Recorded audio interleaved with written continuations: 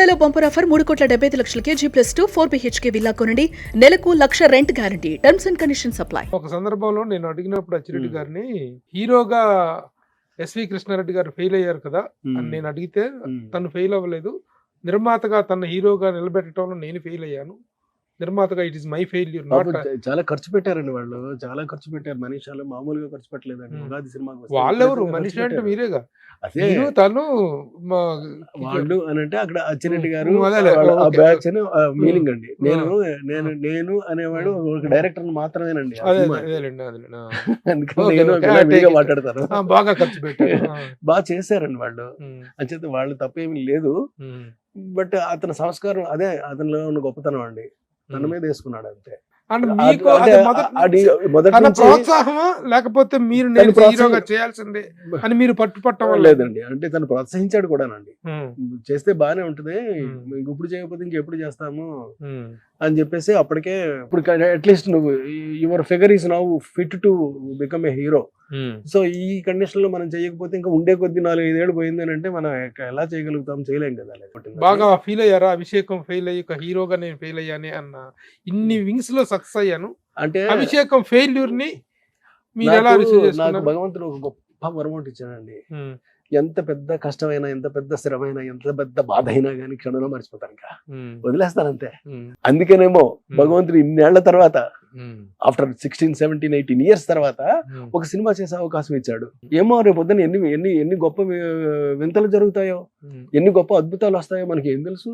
మన పని మాత్రం మనం చేసుకుంటూ వెళ్ళిపోవాలి. అందుకనే ప్రయత్నం ఎప్పుడు కూడా మనిషి మానకూడదు. మనిషి ప్రయత్నం మానేస్తే ఓడిపోయినట్టే లెక్కండి. అభిషేకం తర్వాత ఇక ఆ మనిషి ఆర్థికంగా కూడా కొంచెం దెబ్బతిన్నది కదా, బాగా ఫైనాన్షియల్ గా కూడా ఇదైంది.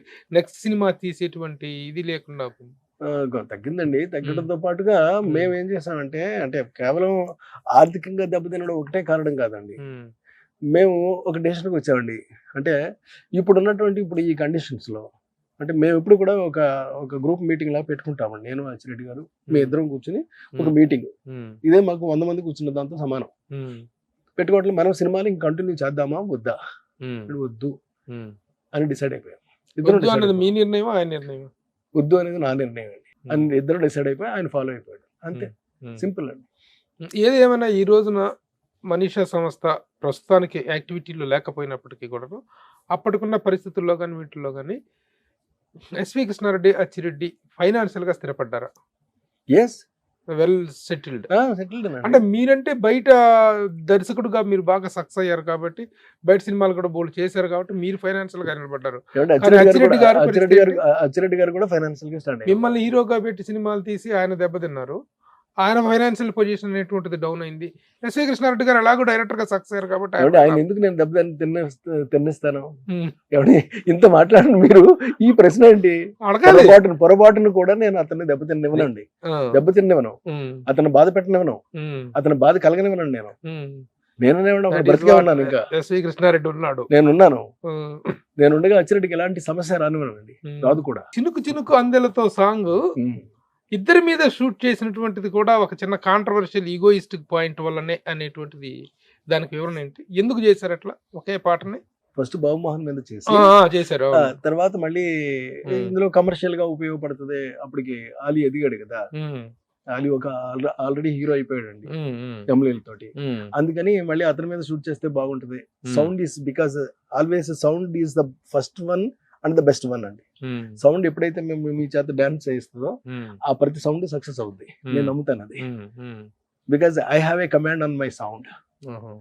అందుకని ఆ సౌండ్ ఎప్పుడైతే దానికి సూట్ అవుతుందో మళ్ళీ పెట్టినా మళ్ళీ హిట్ అయిందండి అది. అంటే తను బాబుమోహన్ మీద మామూలుగా ఒక కామెడీ సీక్వెన్స్ లో తీశారు, ఒక ఇదిలో సక్సెస్ అయిపోయింది. తర్వాత అది తీసింది సినిమాలో మాయలోళ్ళు తన మీద చేశారు, రాజేంద్ర ప్రసాద్, మన బాబుమోహన్ అండ్ సౌందర్య గారి మీద. సౌందర్య ఆలీ మీద కాంబినేషన్ లో శుభలగ్నంలో చేసాము. ఎందుకంటే అతను సినిమా పిచ్చివాడు కాబట్టి సినిమాలు వేషం అని అంటే చాలు అతను ఎక్కువ పడి. సౌందర్య ఉన్నారా? శుభలగ్నంలో సౌందర్య ఓన్లీ ఆ ఒక్క పాట చేసింది, ఒక్క పాటకి చేశారు. Okay okay okay. ఈ రెండే కాదండి, మూడోది కూడా చేసాము. యమలీలలో పాట కూడా పెట్టామండి. యమలీలలో తనికళ్ళ భరణి డాన్స్ చేస్తాడు ఆ పాటకి. ఇదే సాంగ్ ఇదే సాంగ్ అండి. చినుకు చినుకే. చినుకు చినుకు. ఈ చినుకు చినుకు ఎక్కడైతే వాడేమో మూడింటిలోనూ కూడా సెన్సేషనల్ హిట్స్ అంతే 3 సినిమాలు కూడా. ఇప్పుడు అనుకోవటం అంటే బాబు మోహన్ కంటే ఈ సౌండ్ బాగుంది, బాలీ is better dancer, no doubt about that. Young better dancer కదా, అది ఇంకా బాగా ఫెచ్ అయింది. అవును. ఈ ఇతని మీద తనిఖీల భరణి గారి మీద మళ్ళీ ఒక చిన్న ప్రయోగం అంతే తప్ప it was not any controversy matter. అబ్బాయి అసలు కాంట్రవర్సీ అనే పదమే లేదండి అక్కడ లేదు. కాకపోతే అతని మీద ఏదో ఒక రెవెంజ్ లాగా అతనికంటే ఈ బాబు మోహన్ మీద, బాబు మోహన్ మీ పెద్ద ఆర్టిస్ట్, ఈ చాలా సినిమాలో తను ఉన్నాడు కదా బ్రహ్మాండంగానండి. మీకు కాంట్రవర్సీ వచ్చిన ఆర్టిస్ట్ కానీ టెక్నీషియన్ కానీ ఉన్నారండి? అసలు ఎవరు లేరు ఎప్పుడు కూడా అందరూ ఏ చిన్న విషయంలో కూడా, చిన్న విషయంలో కూడా నాతోటి ఇంతవరకు కాంట్రవర్సీ వచ్చినటువంటి ఆర్టిస్ట్ అనేవాడు లేడండి. మీడియాలో కూడా నాకు ఇప్పుడు ఎలాంటి సమస్య లేదు. మీరు బయట సినిమాలకు ఎందుకు మ్యూజిక్ చేయలేదు? బయట సినిమాలకి నేను పెట్టుకు తిరగలేనండి, ఎందుకంటే నేను హార్మోనియం వాయించలేను. అలాగే మీకే అవును మర్చిపోయినా, ఏ ఇన్స్ట్రుమెంటలిస్ట్ మీరు?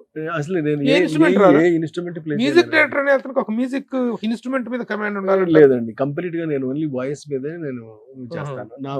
నా సొంత గొంతు మీద మాత్రమే నేను చేస్తాను అంతే. మంచి సింగర్ అండి చేస్తాను మళ్ళీ, కానీ అది కూడా కాదు, సింగర్ కూడా కాదు, ఇన్స్ట్రుమెంటలిస్ట్. నాది ఒక రకంగా సంగీతంలో పెద్ద బాలశిక్ష చదువు లాంటిది అంతే. పెద్ద బాలశిక్ష చదివినాడు ఉత్తరాలు రాయగలడు కదా, ఉత్తరాలు రాసినప్పుడు వాడు పదాలు కూడా అందమైనవి వాడగలడు కదా, అందమైన పదాలు వాడగలిగిన వాడు పద్యాలు కూడా రాయగలడు కదా, పద్యాలు రాసిన వాడు పాటలు కూడా రాయగలడు కదా. అంచేత ఇది సహజంగా అబ్బినటువంటి ఒక అదృష్టం అంతే నాకు. అంటే బయట నుంచి ఆఫర్స్ రాలేదా మీకు సంగీత దర్శకులు? వచ్చినాయండి. చిరంజీవి గారే సినిమా చేయమని అడిగారే నన్ను, చిరంజీవి గారు అడిగారు, రాఘవేంద్రరావు గారు అడిగారు నాకు నా సినిమాకు దానికన్నా మ్యూజిక్ చేసి పెట్టవయ్యా నువ్వు అలాగని చెప్పేసి. మరే ఎందుకు కాదు అంటే అదే డైరెక్షన్ అడగాల్సింది పోయి నన్ను అడుగుతారేంటి అని అర్థవలేదు, కానీ అది కూడా ఎంజాయ్ చేశానండి. సర్లే ఇప్పుడు ఆ మ్యూజిక్ అంత నచ్చిందేమో వాళ్ళకి.